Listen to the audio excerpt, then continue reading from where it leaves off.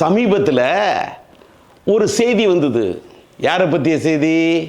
என்னுடைய இனிய நண்பர், நம்முடைய புதிய பாதையின் இயக்குனர் பார்த்திபன் அவர்கள் ஒரு மறுப்பு செய்தி போட்டார். செய்திக்கு மறுப்பு, ஒரு ஆக்ஷன், அதுக்கு ஒரு ரியாக்ஷன். என்னன்னா, அந்த மனுஷன் நல்லா தான் இருக்காரு, படப்பிடிப்புக்கு போயிட்டு இருக்காரு, ஷூட்டிங் நடத்திக்கிட்டு இருக்காரு. ஆனால் அவரை பற்றி தப்பா எனக்கு சொல்லவே முடியல. அப்படி ஒரு செய்தியை போடுறாங்க. அப்படிலாங்க பொய் சொல்லக்கூடாதுங்க. அப்படி ஒரு பொய் செய்தியை போட்டிருந்தாங்க. ஆனால் அந்த செய்தியை பார்த்துட்டு என்னுடைய இணைய நண்பர் பார்த்திபன் அவர்கள் பதட்டப்படாமல், பதறிவிடாமல், பக்குவமாக போட்டிருந்தார் ஒரு மறுப்பு செய்தி. பார்த்திபன் சார் கொடுத்தாரு பாருங்க செய்தி ஒன்று, மறுப்பு. அதில் பற்ற வச்சார் ஒரு நெருப்பு.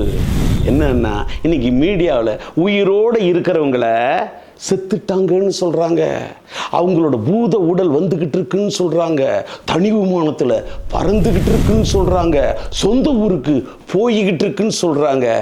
எடுத்துக்கிறாங்க ஒரு பொய்யை, அதுக்கு வைக்கிறாங்க மைய, கழுத்தில் கட்டி விட்டு பார்க்குறாங்க டைய, மொத்தத்தில் புதைக்கிறாங்க மெய்ய. உண்மையை உறங்க வைக்கிறாங்க, பொய்ய வாழ வைக்கிறாங்க. இவங்க ஒரு பொய்யை கூட அப்படியே உண்மை மாதிரி செட்டப் பண்ணுறாங்க, சித்தாடை கட்டி விட்டு பார்க்குறாங்க.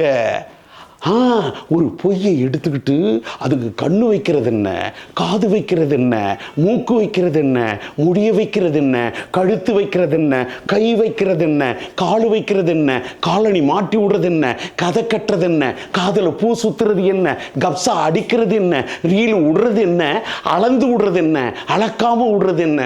ஐயையோ, மக்கள் எல்லாம் வாயை புழக்க வைக்கிற அளவுக்கு அப்படி பொய்யையும் புரட்டையும் மலமலையா சொல்றாங்க.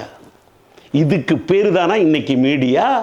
இதுக்காக உட்காந்து சில பேர் பண்ணுவாங்களா ஐடியா? இதெல்லாம் பார்க்கக்குள்ள எனக்கு என்ன ஞாபகம் வருதுன்னா, நம்ம மறைந்து விட்ட KP சுந்தராம்பாளம்மா அவங்களோட ஞாபகம் தான் வருது.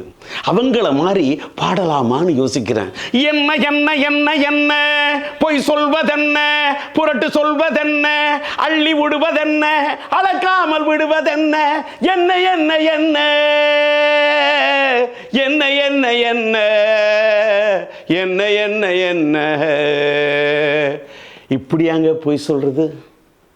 அதாவது பொய்யெல்லாம் கிராம் கணக்கிலே சொல்றது இல்லை, ஒன்லி கிலோ. இன்னும் கிலோ கூட இல்லை, 10 கணக்கில் சொல்லிட்டு இருக்காங்க. நான் சொல்லக்கூடிய கருத்துக்கள் எல்லாம் பார்த்தா சில பேருக்கு தாங்காது, படுத்தா கண்ணு தூங்காது. மறைந்து விட்ட நம்முடைய நடிகவேள் M.R. ராதா மாதிரி சொல்லுன்னு, ஒரு கிழிச்சவன் பிள்ளையார் கோயில் ஆண்டின்னு சொல்கிற மாதிரி இவங்களுக்கெல்லாம் சினிமாக்காரனா இலக்காரமாக போயிடுச்சு. ஒன்றா சினிமாக்காரனுடைய விஷயத்தை எடுத்து வச்சுக்கிட்டு சின்ன பின்ன பார்க்கறது என்ன? அது சினிமாக்காரனா என்ன கொக்கா கேட்குற? ஒன்றா உங்களுக்கு சினிமா தான். சினிமா இல்லாமல் பேசி பாருங்க, சினிமா இல்லாமல் நியூஸ் போட்டு பாருங்க, வியூஸ் வருதா பாருங்க. ஒன்றா சினிமாக்காரனை சின்ன பின்னப்படுத்துறது, சினிமாக்காரனோட இமேஜை சிதைக்க பார்க்கறது. இதுக்காகவே திட்டம் போட்டு காலையில் எழுந்திருச்சா உன்ன சினிமாக்காரனை பற்றி குறை சொல்றது, குத்தம் சொல்றது, விமர்சனம் பண்ணுறது, விளாசி தள்ளுறது, காரி உமிழ்றது, கழுவி ஊத்துறது, காழ்ப்புணர்ச்சியை காட்டுறது, கேட்டால் கருத்துரை சொல்றதுன்னு. என்னங்க நான் என்ன கேட்குறேன், சினிமா என்ன அதை சாதாரண நினைக்கிறீங்களா?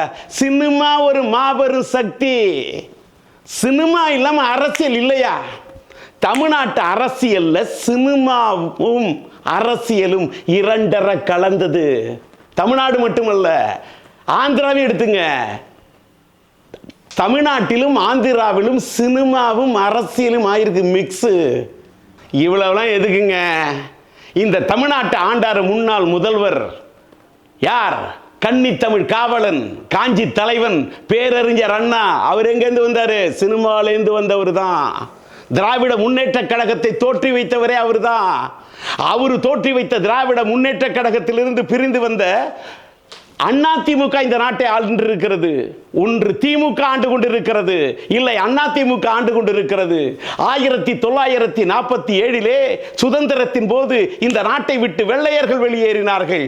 1967 இந்த நாட்டை விட்டு கொள்ளையர்கள் வெளியேற வேண்டாமா என்று கூக்குரல் கொடுத்தாரே பேரறிஞர் அண்ணா. கொடுத்து விட்டு கோட்டையை பிடித்தாரே பேரறிஞர் அண்ணா. அவர் உருவாக்கிய திமுக அல்லது அதிமுக அதுதான் 1967 இந்த நாட்டை ஆண்டு கொண்டிருக்கிறது. அப்படி ஒரு இயக்கத்தை கண்ட பேரறிஞர் அண்ணா எங்கிருந்து வந்தார்? சினிமாவில் இருந்து தான் வந்தார். அண்ணா மட்டுமா இந்த நாட்டை ஆண்டாரு? அவர் வழியில வந்தவங்க தான் பல பேர் இந்த நாட்டை ஆண்டு இருக்காங்க. இவ்வளவுலாம் ஏன்? மறைந்து விட்ட முன்னாள் முதல்வர், அஞ்சுகத்தாய் பெற்றெடுத்த புதல்வர், 5 முறை இந்த நாட்டை ஆண்ட முதல்வர் டாக்டர் கலைஞர் அவர்கள் எங்கிருந்து வந்தார்? இதே சினிமாவில் இருந்து தானே வந்தாரு. பராசக்தியிலே உருவெடுத்து தன்னுடைய சக்தியை வெளிப்படுத்தினார். மனோகரா படத்திலே வசனம் எழுதி தன்னுடைய மனோகரமான வசனத்தை கொண்டு மக்களின் மனதில் எல்லாம் இடத்தை பிடித்தார். அப்படிப்பட்ட கலைஞர் எங்கிருந்து வந்தார்? இதே சினிமாவில் இருந்து தானே வந்தார். அவர் மட்டுமா? இந்த நாட்டின் முதல்வராக வந்தாரே. மறைந்துவிட்ட நம்முடைய மக்கள் திலகம், பொன்மன செம்மல், புரட்சி நடிகர், புரட்சி தலைவர், அவர் கோடம்பாக்கத்திலிருந்து கொடியை பிடித்து கோட்டையை பிடித்தாரே. புரட்சி தலைவர் எம்ஜிஆர், அவரும் சினிமாவில் இருந்து வந்தவர் தானே. அவர் வழியிலே அடுத்து இந்த நாட்டின் முதல்வராக ஆகி காட்டினாரே நம்முடைய புரட்சி தலைவி ஜெயலலிதா அம்மா அவர்கள். அவர் எங்கிருந்து வந்தார்? சினிமாவில் இருந்து தானே வந்தார். அது மட்டுமா? அண்ணாவால் உருவாக்கப்பட்ட எத்தனை சினிமாக்காரர்கள் அரசியலுக்குள்ளே நுழைந்து கலக்கி இருக்கிறார்கள், கணக்கிட்டு பாருங்கள். மறைந்துவிட்ட இலட்சிய நடிகர் SSR சினிமாவில் இருந்து வந்தவர் தானே. நடிப்பிசை புலவர் KR ராமசாமி சினிமாவில் இருந்து வந்தவர் தானே. அதனால் இவ்வளவெல்லாம் எதற்கு? இந்த நாட்டின் முன்னாள் எதிர்க்கட்சி தலைவராக இருந்தவர் யார்? மறைந்துவிட்ட நம்முடைய கேப்டன் விஜயகாந்த், அவரும் சினிமாவில் இருந்து வந்தவர் தானே. ஆக சினிமாவில் இருந்து பல பேர் இந்த தமிழ்நாட்டு அரசியலை கலக்கி இருக்கிறார்கள். ஆந்திராவை எடுத்துக்கொண்டால் மறைந்துவிட்ட NTR அவர்கள் அந்த நாட்டை முதல்வராக ஆண்டு காட்டியிருக்கின்றார். இவ்வளவெல்லாம் ஏன் இன்றைக்கு இருக்கக்கூடிய நடிகர் நம்முடைய அன்புக்குரிய அண்ணன் சிரஞ்சீவி அவர்களுடைய அன்பு தம்பி பவன் கல்யாண் அவர்கள் இன்றைக்கு ஆந்திராவிலே ஒரு துணை முதல்வர் அளவுக்கு உயர்ந்திருக்கிறார். சினிமாவை சாதாரணமா நினைக்காதீங்க. சினிமா ரொம்ப சக்தி வாய்ந்த ஒரு சாதனம். அதை என்னமோ கிள்ளுக்குற மாதிரி நினைச்சுக்கிட்டு சும்மா விவாதம் பண்றது, விவகாரம் பண்றது, இதெல்லாம் முதல்ல நிறுத்திக்கணும். இந்த திரையுலகத்தை பத்தி இப்படி தப்பா செய்திகளை போட்டு அப்படியே திக்குமுக்காட வைக்கிறாங்களே, திணற வைக்கிறாங்களே, இதுக்கெல்லாம் என்னதான் தீர்வுன்னு யோசிச்சுக்கிட்டு இருந்தேன். அதுக்கு ஏற்ற மாதிரி சமீபத்தில் என்னுடைய TR கார்டன், சிம்பு கார்டனில் பிரம்மாண்டமான செட்டெல்லாம் போட்டிருக்கோம். அங்கே என்னுடைய இனிய நண்பர் விஷால் அவர்கள், மார்க் ஆண்டனி புகழ் விஷால் அவர்கள் நடிக்கக்கூடிய மகுடம் திரைப்படத்துக்கும் அந்த பெரிய பிரம்மாண்டமான செட்டில் படப்பிடிப்பு நடந்துக்கிட்டு இருந்தது. அதுக்கு நண்பர் விஷால் அவர்கள் வந்திருந்தார். ஒரு பண்பாடு எங்களுடைய ஸ்டுடியோவுக்கு வந்திருக்கிறாரு. அவரை போய் பார்த்தேன், அவருக்கு வாழ்த்து சொன்னேன். அவருக்கு மட்டும் வாழ்த்து சொல்லலை, அங்கே இருந்த அந்த டோட்டல் யூனிட்டுக்கே அந்த படத்தோட இயக்குனர் ரவி அரசுன்னு நினைக்கிறேன், அந்த பையனுக்கு அவருக்கு வாழ்த்து சொன்னேன். அந்த படத்தோடைய கேமராமேன், நம்மளுடைய மாநாடு படத்தின் கேமராமேன் ரிச்சர்டு இருக்காரு, அவர் தான் கேமரா பண்ணிக்கிட்டு இருந்தார், அவருக்கு வாழ்த்து சொன்னேன். அந்த படத்தோடைய ஸ்டென்ட் மாஸ்டராக வேலை செய்யக்கூடிய என் இனிய நண்பர், அதாவது சுப்ராயனுடைய பையன் திலீப் சுப்ராயன், அவருக்கு வாழ்த்து சொன்னேன். டோட்டலாக இவ்வளவுலாம் ஏன் பிரித்து அந்த யூனிட்டுக்கே நான் வாழ்த்து சொன்னேன். அப்போ வாழ்த்து சொன்னது மட்டுமல்லாமல் நம்முடைய நடிகர் விஷால் திருமணம் செய்து கொள்ள போகிறார் என்ற செய்தி வந்திருந்தது.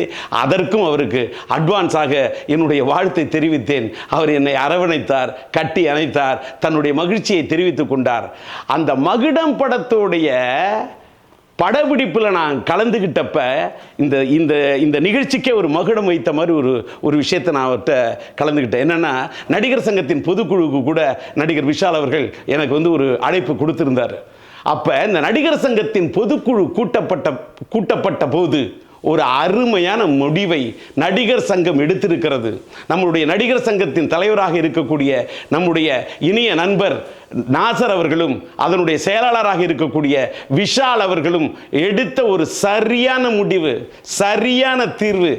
இனிமே இந்த மீடியாவில் சினிமாக்காரங்களை பற்றி தப்பா செய்தி போட்டா சட்டப்படி நடவடிக்கை எடுக்க முடியும்னு அவங்க சொல்லியிருக்கிறாங்க. இதுதான் தேவை. நேயர்களே, லைக் பண்ணுங்க, ஷேர் பண்ணுங்க, சப்ஸ்கிரைப் பண்ணுங்க. எல்லாத்த விட பெல் பட்டன் அழுத்துங்க. அப்பதான் நாங்க என்ன காணொளி போட்டாலும் உங்களுக்கு நோட்டிபிகேஷன் வரும்.